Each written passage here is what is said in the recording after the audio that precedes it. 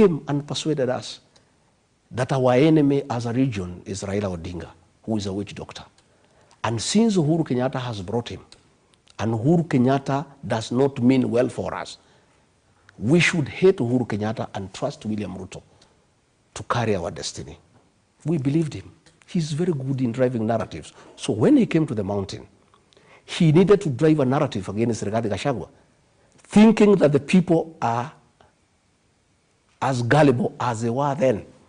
And he was confident that if he could successfully drive a narrative against Uhuru Kenyatta when he was president, he could equally drive a narrative against Rigathi Gachagua.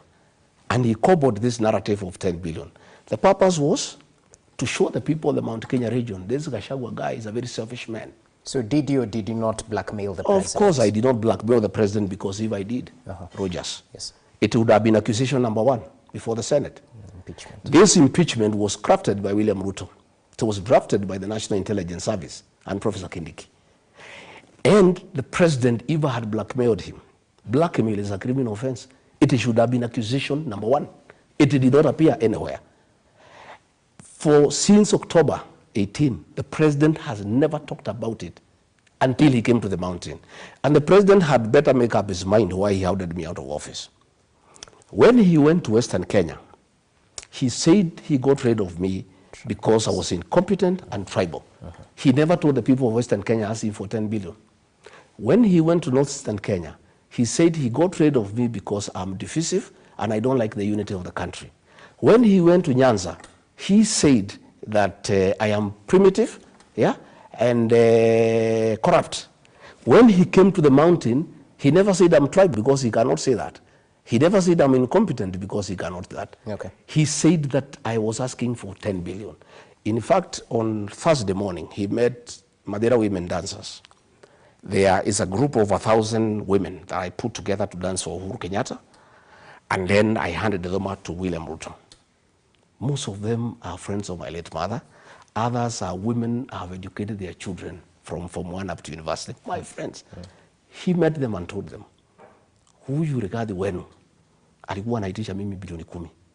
Na nikaona kuliko kule peke yake, nimfukuse hii pesa nigawe na nyinyi nyote. So leo mtakula hii pesa ningepatia Rigathi. Those women, he gave them each 8,000 shillings. That is 8 million shillings. And he gave another 2 million shillings towards the funeral of their charity who has died. And the women called me and said, this man is a liar, because we know you. During the 2022 elections, Roger, William Ruto picked me as running mate because of my mobilization skills and my capacity to mobilize resources. Everybody knows I'm not a poor man. I was in a lot of trouble with the fourth administration because of funding William Ruto. The fourth administration froze my accounts so that I stopped funding William Ruto.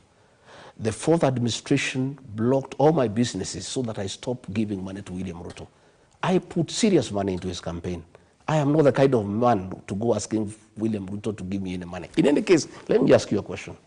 William Ruto should make up his mind how much money I'm supposed to have asked. His chief propagandist, that is Itumbi, wrote, and it's there, I have a copy, I will give it to you. I remember, yes. That I'm asking for 6.5 billion. Okay? Sure. His Mr. Fix-It, Kimani Ichungwa, went to Europe in an interview and said, I'm asking for 8 billion. William Ruto says, I'm asking for 10 billion.